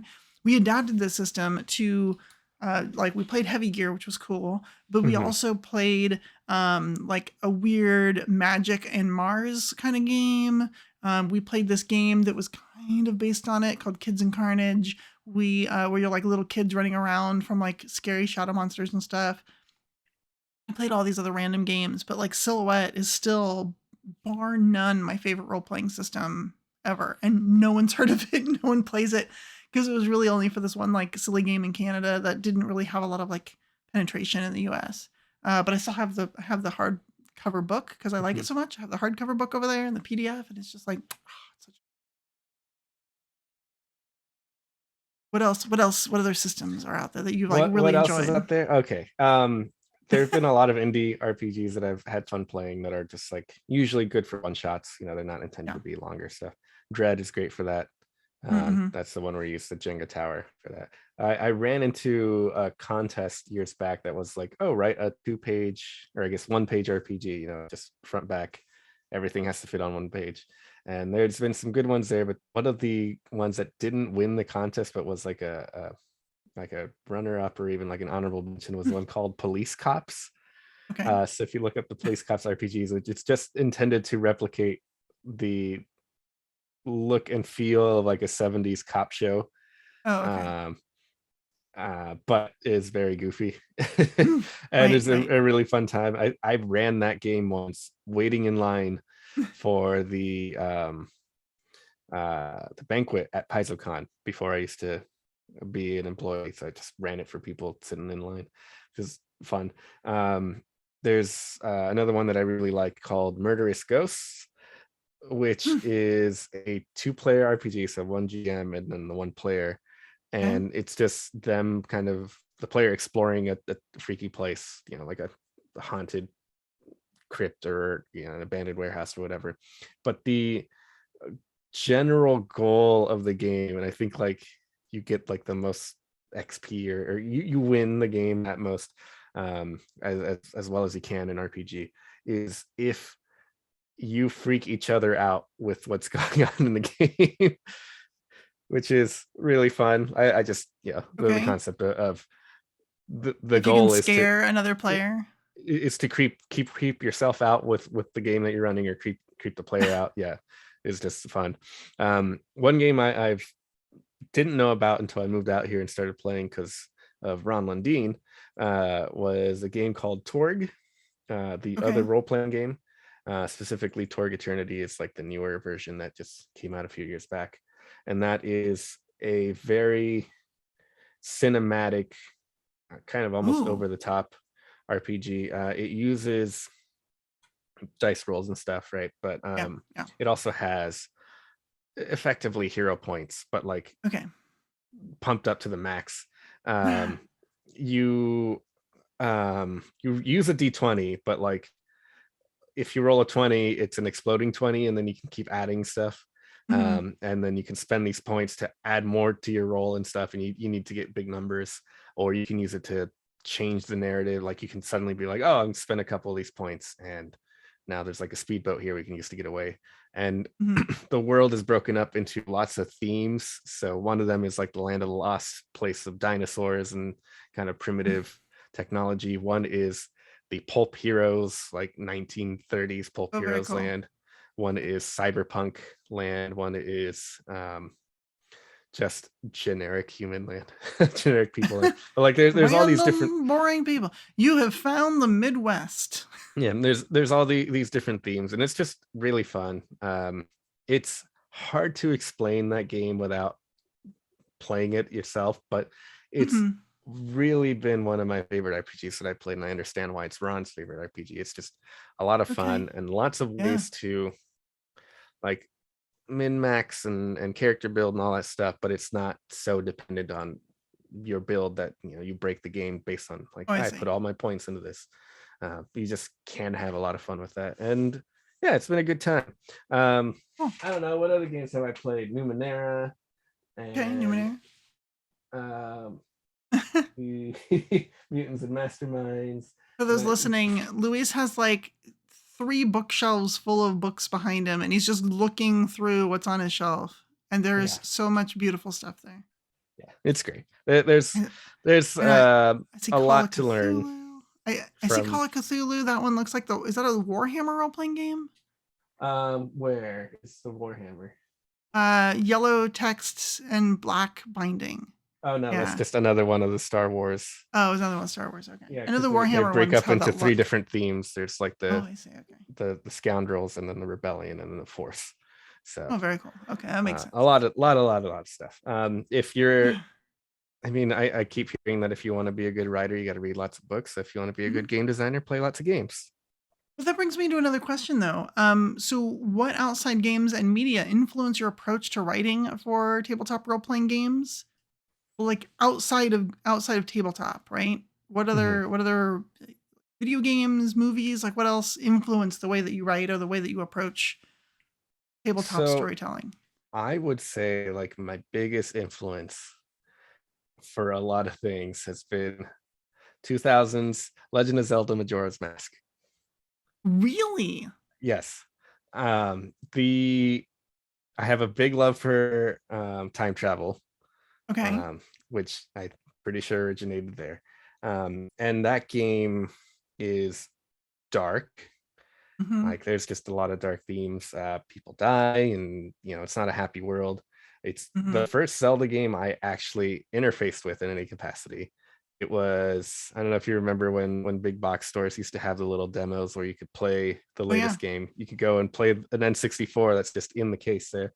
So they had Mhm, cool. Majora's Mask, and I sat there and I started a new game and played through, and was just enamored by the end of it. And it's only the first 15 minutes of the game, but Sure, sure. I played that, and then I played Ocarina of Time. I'm just like, cool, I'll play this until I can, because I can borrow it from a friend until I can get my own copy of Majora's Mask. Oh my Uh, gosh. That makes sense. but it also has an interconnected world. It's a huge sandbox, ultimately. If you play that game, you're stuck in a time loop. You replay Oh, the same 3 days every time, over and over and over, as opposed to other Zelda games where it's just a big adventure. Here, you're doing the same thing, Groundhog Day, but 3 days rather than just a single day. And that okay. means a lot of the major NPCs have schedules that you have to learn and adhere to make some of the side quests possible to complete. So, Okay. there Yeah. is um, a lady who is delivering the shipment of bomb bags to the town, and you can't buy these bomb bags and have bombs for yourself until these arrive in town. She comes Mhm. in late at night on the first night, and she gets robbed.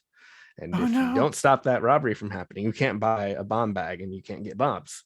And you'd have to go Yeah. back in time and try again. So you can learn that happens and go back in time and stop it from stop the robbery from happening that night, and then you can buy Mhm. bombs. Now you can use bombs to go explore the rest of the world and go do other stuff.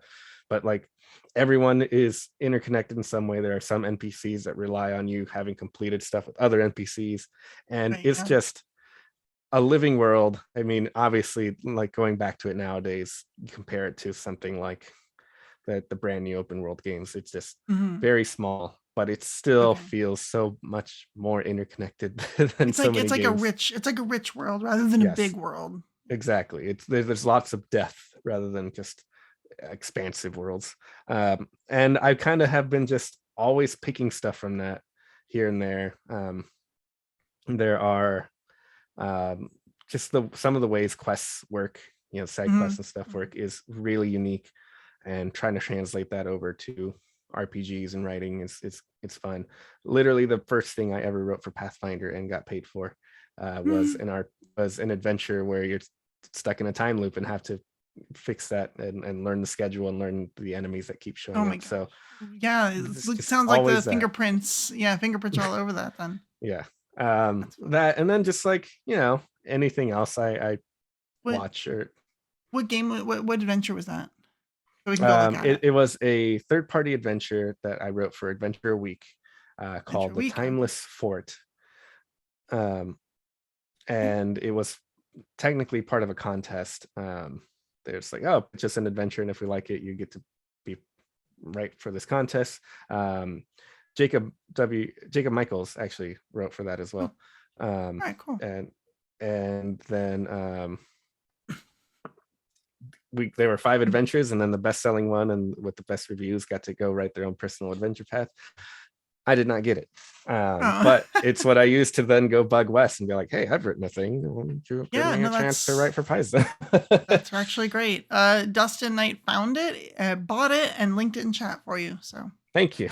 It's gonna be weird to like sit here and then suddenly there's a bump of like 2 or 3 sales out of nowhere. I mean, why not? Well, that's cool. That sounds really neat. I might actually go pick it up just so I can read it. For me, stuff outside of tabletop is 2 big things. One is Final Fantasy VI. Sure. That game is my favorite of all time, bar none. It is so hard. I can't imagine anything unseating it. It Takes Two was a lot of fun. I enjoyed playing it. And if you like couch co-op games, please go buy It Takes Two. It's adorable. But Final Fantasy VI is like this big immersive story about saving the world and then failing and then trying again. And like big things are happening. But that's not the cool part of the game. Like, that's the backdrop. The cool part for me was the characters. Yeah. To me, it's a character-driven narrative, right? The reason that they save the world is because they care so much and they have all these like, and they want to do stuff and they have these goals and like all of the different relationships between all the different characters. Like that's what makes the game fun. If it was just, oh, go save the world, like, but all these great writing and great relationships between the characters is what really makes that game just sing and just be such a fantastic game. Oh, my brain is getting tired. But it has influenced everything else that I've done. Everything else is character driven. There's a couple assignments I've had where that's really challenging to do. I'm thinking like Hands of the Devil Abomination Vaults. They're like, you have the sandbox floor. And I'm like, okay. So it's a little harder to do real character-driven stuff, but it's always been very important to me. And the other thing is I actually have a film degree. So I have a Bachelor of Fine Arts in Film and Television Production from Chapman University in California, and I know how to make movies. I've never used it to make movies. I trained as a writer and a director. I understand like the 8-sequence structure of movies really well and like how to do the rising and falling action and all that stuff. And that's what I trained to do. And for a while I wasn't using it. And then when I got to start writing adventures and now narrative with Vellum and Lace, I tap into all that all the time. And a lot of my stuff, you'll probably notice, even like the fingerprints are on old scenarios I've written. There's a lot of like cinematic stuff. One of the things I'll call myself out on writing Vellum and Lace, all the time I get stuff back from our editor and stuff back from Helen who's writing it going, this breaks point of view. I'm like, what are you talking about? She's like, well, you're writing Jellica's point of view, but like Jellica leaves the scene and we linger on the other character in the scene for a minute and then you move on to the next scene. Like you can't do that. That breaks it. And I'm like, I don't know. This is my point of view writing style, which is like, it's mostly following one person, but I also am like, the way I'm writing is as if I'm describing what the movie looks like to you. And so in my mind, you finish the scene with your main character walking off and the other character she's talking to still has a reaction. And we're going to see what that reaction is before we cut the scene and go on. So And like as I'm writing narratives or adventures or whatever it is, I'm always like, even adventures that you're just setting up the action for the player characters, I'm imagining how can I set this best up to make it just really cinematic and like a really exciting movie. And I think about I'm forgetting the name of the creature. I wrote it starts with a G, but in Hands of the Devil, there's like a locked room, and you go in there, and there's this little monster that's like a ball of like rubbery fungus with a big old mouth, and he bounces around and he jumps around and he likes to knock into you. And there are these open pits, and it's just like it's not. It's easy to catch yourself, right? The catch yourself to not fall down the pit is easy. But I want that cinematic moment where, oh no, that thing jumped over to you and knocked you into a pit, and you're like, barely hanging on by dear life and able to pull yourself back up so you don't fall down below this giant pit. Because trust me, you do not want to. But I want to do that because like that's cinematic. So I'm always trying to think about like how can I just make this like every scene like a memorable scene and like really really live there. And that's how I GM too, is always like describing stuff. If you go listen to like the first episode of Stellar, I start with like our camera sees, right? Like we're on a quiet country road and we hear this thing in the distance and all that. I'm always thinking about what the shot looks like and how it feels as the audience member. And that's definitely have its fingerprints all over my work. I think it's interesting how obviously different my adventure writing I guess principle, I don't know what the word is, the method is, like what I value in adventures compared to what you just described, right? I love sandboxes, and once you know it, hey, 3 days time loop, perfect sandbox. I know, seriously, that actually sounds really cool though. And I think I also had a fair amount of influence from the Metal Gear Solid series, because Hideo Kojima's games have a lot of weird quirks and like goofy things you can do, like just hidden among them.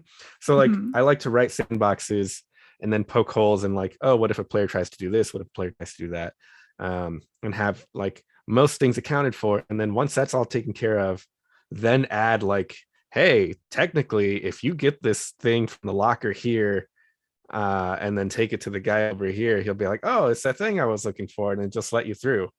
And it happens to work out that way. And I expect 99% of the players will just be like, oh, we'll just roll a diplomacy check and convince them to let us through or whatever. Yeah, sure. But if you happen to have explored and do that, it works out.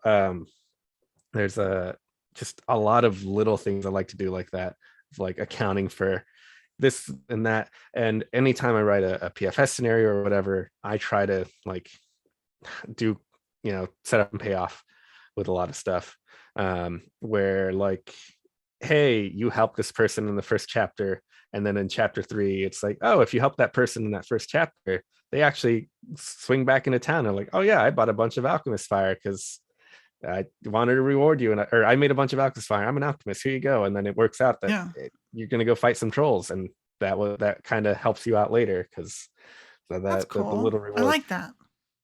So like making it feel like things don't just stop existing the moment you move from one room to the other, right? And then comes back, and even if it's a tiny little thing like oh, hey, I'm back in town, thanks, here, have a meal, on me, it's just the kind of connections I like to look for and make things feel like more alive. Not that like cinematic situations can't feel immersive and alive, but I have a lot of fun with seeing that happen in games, and I want to replicate that in the tabletop experience. Slow Game Savored says that feels very Majora's Mask. Wouldn't you know it? Wouldn't you know it?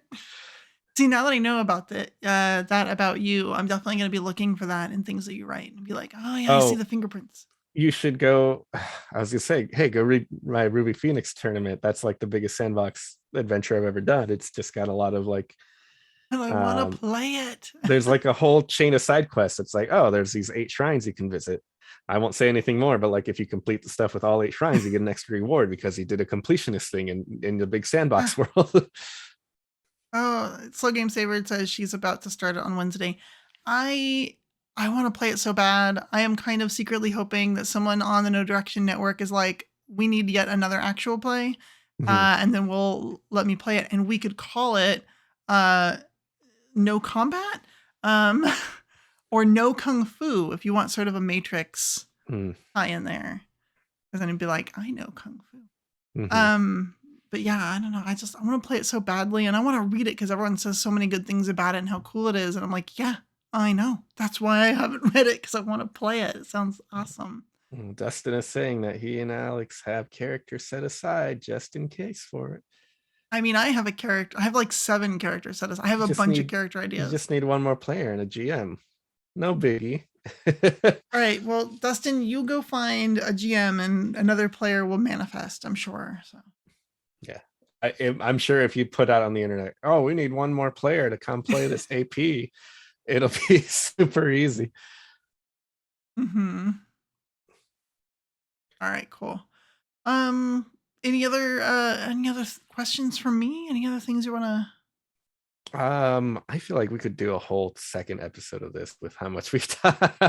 I know there's so many things that I like. I have 7 answers to this question, and I'll give you one of them. Like, I haven't even found some way to appropriately segue to brag about how I've completed 9 APs in my history. Oh my gosh. Okay. Wow, that is a lot. I thought I played a lot, but that's. I learned after coming to Paizo that I am kind of an outlier, statistical outlier, with having completed as many as I have. Funny. Dustin Knight says, "Hey, Louise, want a GM for us?" I would GM for you, but I don't have the time, unfortunately. I feel that one. Yeah. Oh, we did have one more question. Nubet18 asks, there's been a lot of crowdfunded RPGs in the recent years. Are there any you think are particularly good, or at least anticipating their release? I'm looking forward to, I think I actually can download it, but I always forget to go get the links after a Kickstarter. The Airbender Avatar. That was literally Airbender my answer. RPG. Yes. They keep telling me that there's PDFs, and I'm like, I want I did the big box with all the stuff, and I want the big box. I'm like waiting for the big box experience. That, and I was excited. I just haven't taken the time to sit down and read it for Coyote and Crow. That was the other one that I was looking forward to. And then I don't know. I think I kickstart things, and then 2 years later they show up, and I'm like, oh yeah, here we go. This thing I want to read about again. Like, I'm very bad at like catching up on them. I just cracked open my PDF of Battle Zoo, even though that's been available for 2 months, just because I'm like, oh yeah, I can Blue Mage. You can Blue Mage. I want to get that. Let me read that. Yeah, it's only actual spells with Blue Mage. It's not like, oh, they have this ability and I'll do it as a spell. But it's also written in such a way, I think you could totally get your GM to be like, hey, look, so this creature does the supernatural thing where they make a duplicate of themselves and, or whatever. Can I get that as a spell? And be like, well, it's a level 3 creature, so we'll call it. That would be so much work to figure out. It. I know, but so I've wanted to do a monster part system for years. So I thought it'd be cool to have a campaign setting or adventure that's like, you get thrown onto an island and you have to do the monster hunter thing and get your own bones and fangs and stuff and build your own armor. But then I realized figuring out how many bones and teeth and scales you can get from a dragon would be a nightmare. And then having to do that for every entry in the bestiary. It's like, well, I'm glad someone else did it. Well, the nice part is, like, the nice part and the not so nice part, but it's okay, is the just point to fight everything, right? So like, oh, a 3rd level creature is worth X number of points. A 4th level creature is worth X many of points. And then you can build things like, you have to keep track of like what keywords and it's just generic. It's like, it's aboleth parts, it's salamander parts. And as a salamander, you're like, well, it has a fire trait, so you can do fire stuff with it. If that's a fire resistance rune or a fire rune for your sword or fire bombs, like you can make all that stuff because it's fire, whatever. And you don't have to worry about specific things. Now it is fun to do that and be like, ooh, I know what I'm going to do. I'm going to add a bunch of the scales of the salamander on, like, integrated into my scale mail armor, like just the shiniest, best, hardest ones. And then now it's a fire resist. It functions like a fire resist rune or whatever. So you can do stuff like that, and you don't have to worry about the number of shiny scales you get from a salamander. You just know, you get salamander parts. It's fine.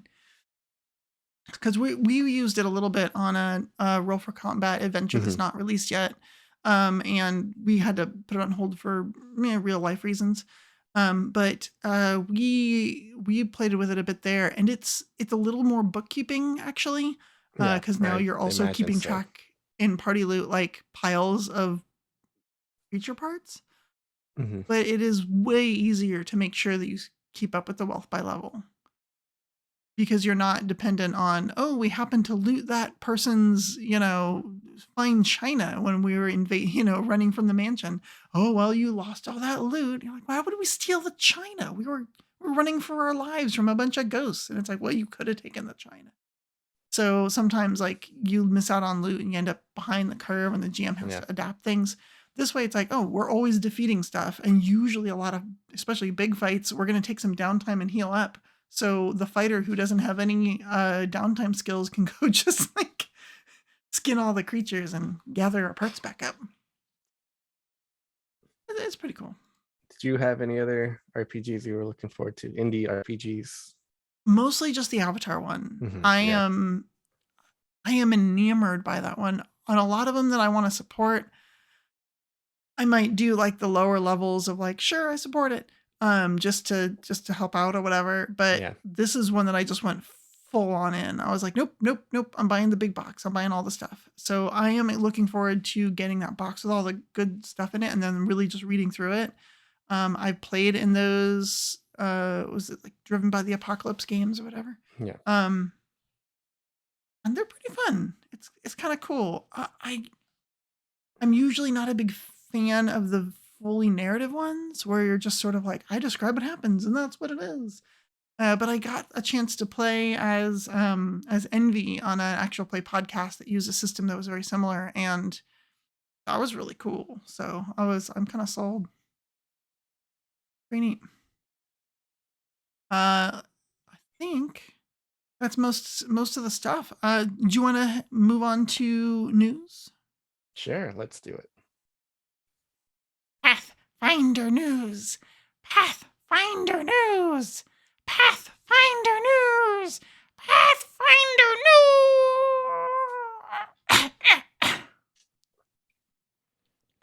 news. So a couple of big things in the news. Dustin Knight actually just showed me this, and I am super excited. There is a tabletop RPG for trans rights in Texas bundle right now with almost 500 books, a bunch of indie RPGs, and it's like $5 plus. He linked to it earlier. I'm going to link it in there right now. There's some not so great stuff happening in Texas with trans rights. It's a big attack. And so this is earning money so that they can pay legal bills and things like that and help people flee Texas and just all that stuff. So go check it out. I am definitely going to be purchasing and donating to them after this is over to support that cause. So that is the big one.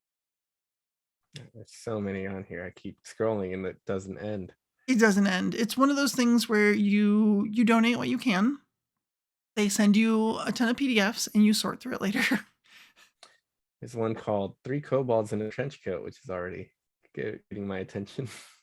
Right? Yeah. There's one called Let Me Take a Selfie.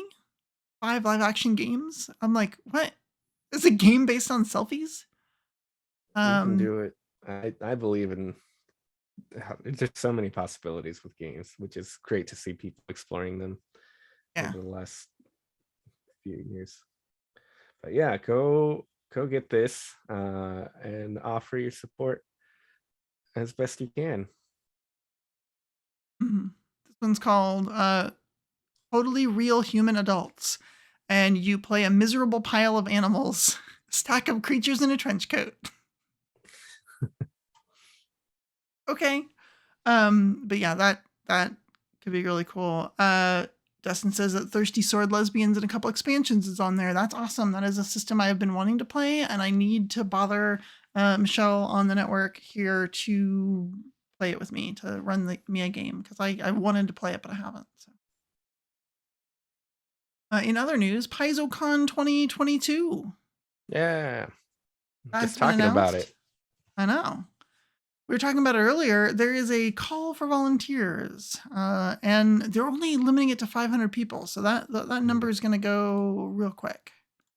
I think 500 Um, people for the con total. So I mean, that's what I'm saying for the yeah, whole con. Yeah. so volunteer slots are even more precious than ever before. Yeah. So But if you all the wanted to more go, important, are the you hybrid doing model for this year. hybrid model? Are Yeah, you doing so anything that you can talk about yet? I don't even know about like I think the schedule is still kind of getting Yeah. sorted out. Yeah, I know a lot of people enjoyed the online connectivity. It's streamed panels and stuff, and that's the thing that's been going on, especially thanks to the help of No Direction over the past couple of years.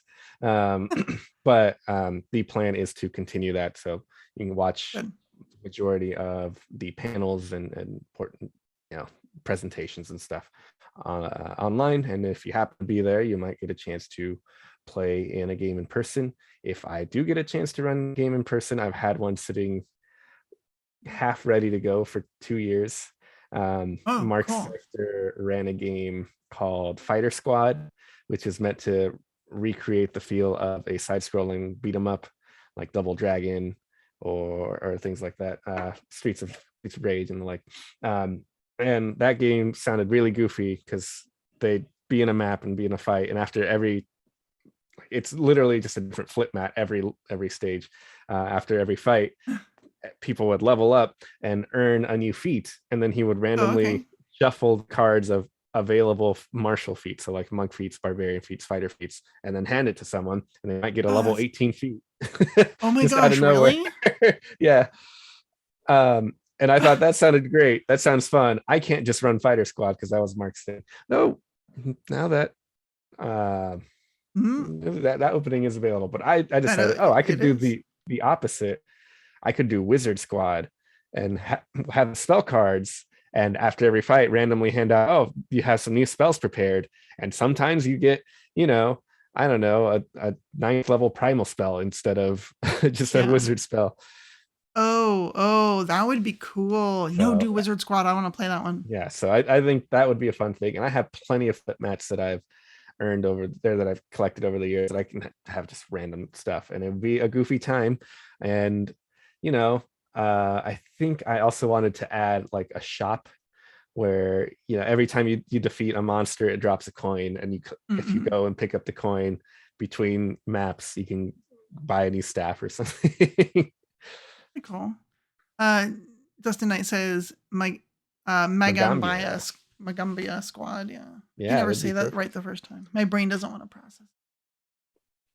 That sounds really cool. I know I'm going. I want to run something, but I also don't want to overcommit, and I'm trying to figure out what I want to do. Part of me wants to do something to help promote Vellum and Lace because I'm very proud of that product. We have 4 full episodes plus a prologue out now, and I think we have a total of about 20 or so planned. So we just keep on writing them. Speaking of which, I should probably get on that. I have a chapter due. But yeah, so I'm just really proud of that. So I want to do something with that, but I'm not sure. And then I have Outlaws of Alkenstar coming out in April, and so doing something at PaizoCon with that makes sense. So I'm just not sure what I want to do there. I've got a couple ideas rattling around my brain, and I'm thinking I might bounce them off of the developers, like off of Ron for Outlaws, or Patrick rather for Outlaws, and Ron for Abomination Vaults, and see if they want to do anything with those. Very cool. Anything else you want to say about PaizoCon? I just think it'll be a fun time. I'm looking forward to hopefully seeing some people again and announcing things for the future of the Lost Omens line. I want to know. You should tell me. Just tell us now. Just Okay. spill the beans. It'll be a book in the Lost Omens line that's at least 128 pages. You tease. It may or may not feature rules, and it may or may not feature setting information. It definitely will have an OGL though. Will it have art?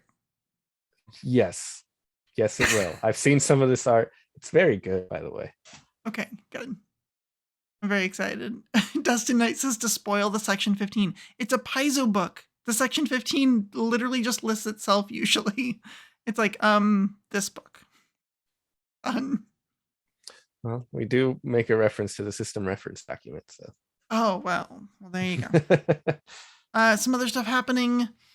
Reaper Miniatures has a 2022 Ukrainian relief miniature. It's like a bird, tengu, maybe owl, I'm not sure, bard. So that's pretty cool. If you, I don't know exactly what their deal is. Dustin Knight is the one who turned me onto this thing.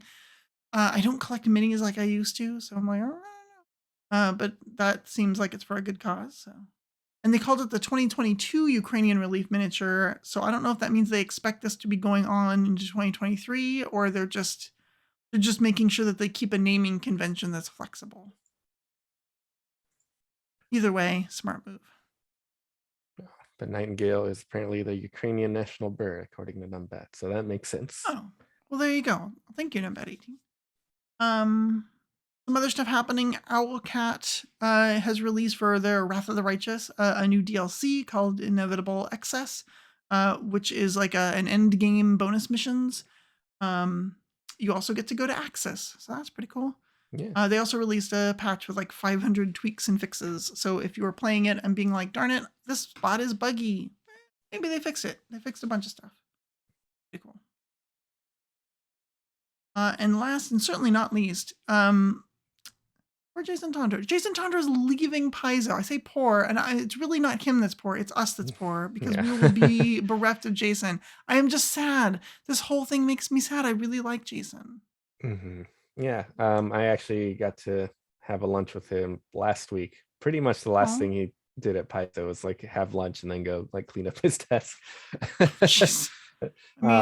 was just a great time chatting with him, and got to pick his brain one last time before he goes about some stuff, and just talk about the company and talk about his time and hopefully what he'll get to do in the future. I look forward to him getting to do that. I'm sure he's got a bit of a break between leaving Paizo and starting there, to get things in order. He's starting at Wizards of the Coast, so he's gonna go write some D&D stuff.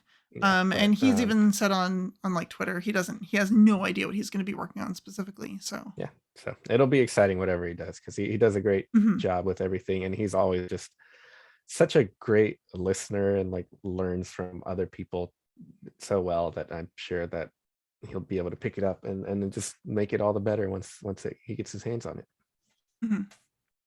He's one of those folks over there at Paizo that like I'm like good acquaintances with. I wouldn't quite say that we're friends because I haven't shared a meal with him yet, like I haven't had the opportunity to spend enough time with him. And it was one of those things where I was looking forward to like PaizoCon or something, or we could just sit on the couch and chat about things or whatnot. And it's just like, that's like one of the reasons it's like such a bummer, is because he's such a cool guy. He's so wise. He's so kind.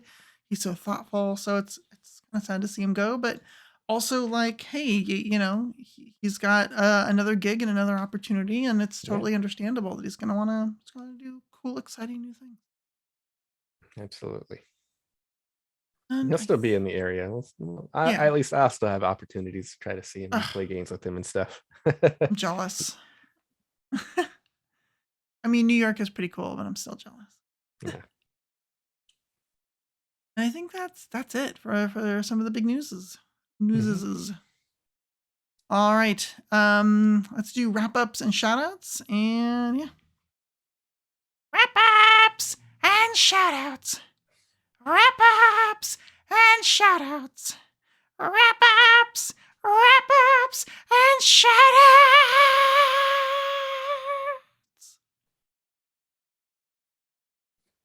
All right, what do you have to shout out? What do you have going on? What have you experienced that is just too cool to not say anything about?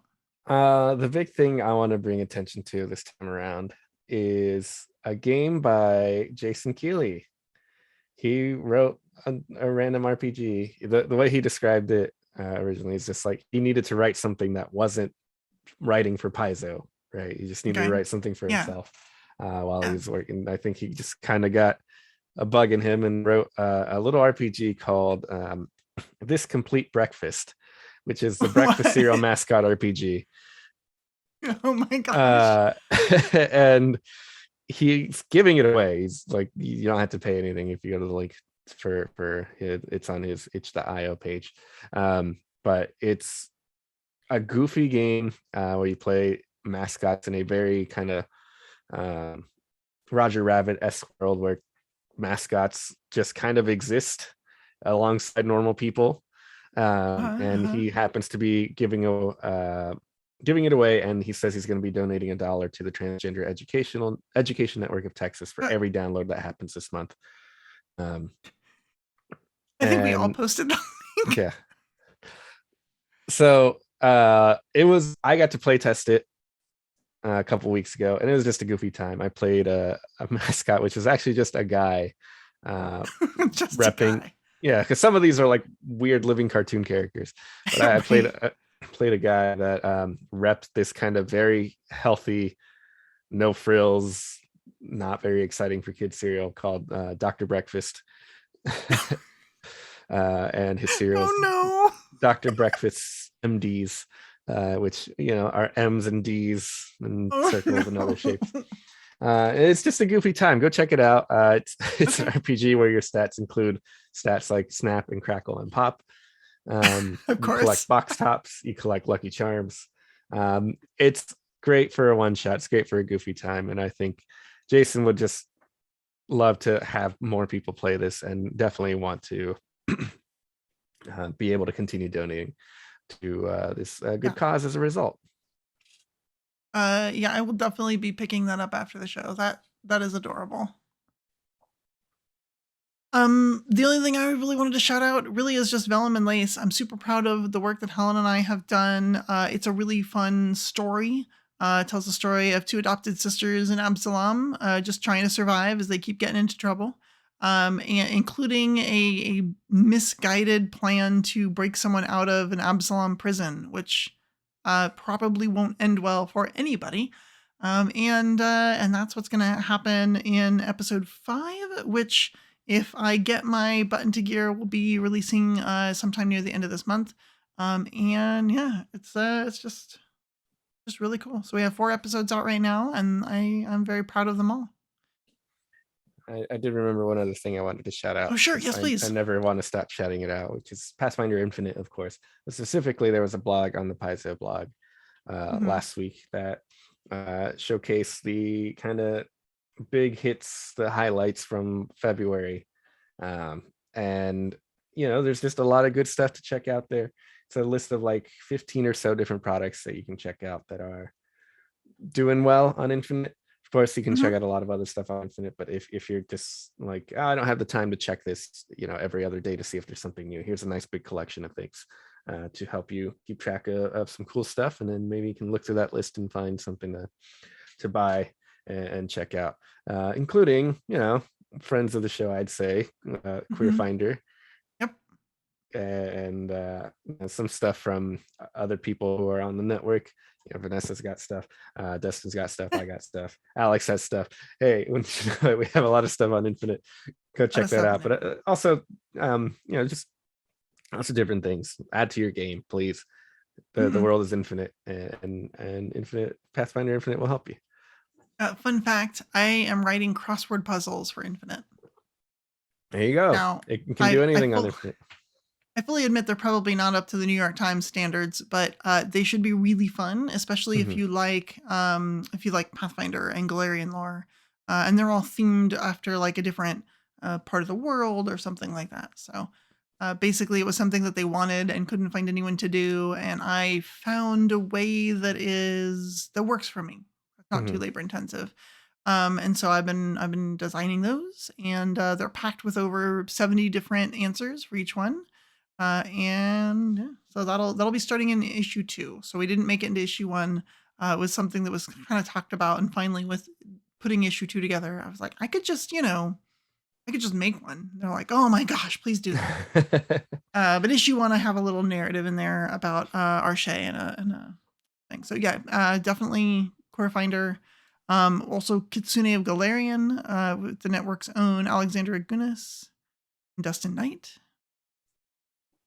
That has been getting a lot of praise. It looks pretty cool. Yeah. Let me go check that out. All right. Well, this is a wrap on episode 271 of the No Direction podcast. And if you want to find the path. Hold on. Don't we want to tell people what we're doing right after this? No, I don't. Oh, yes, I do.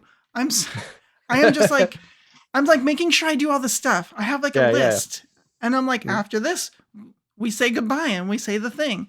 Right after the show. Thank you. Right after the show, we do the Patrons Private Sanctum, Patrons Private Sanctuary, excuse me, which is a private show for our patrons on our Discord. So and we talk about what the patrons tell us to talk about. So they ask us questions, or they'll be like, "Hey, tell us this," and then we will, because we are slaves to the patrons. So if you would like to engage with us, you could do so right now by going to patreon.com, no direction, just search for it, and being our patron, and link your patron account to your Discord account, and then you will automagically be given access to the Patrons Private Sanctuary. And you will help the show, because the patron helps support the show and keep it running and keep our equipment functioning normally, and pays for all the storage space that hosts years at this point of convention audio. So is there anything else that I'm supposed to do, Luis? I think we always tell people check out our Patreon, which we just kind of did inadvertently, and to check out our Discord. And we the chillest place on the internet. So yeah, I think that covers it. I think we did a good job. Okay. Go us. We did. All right. So if you want to find the path, you need no direction.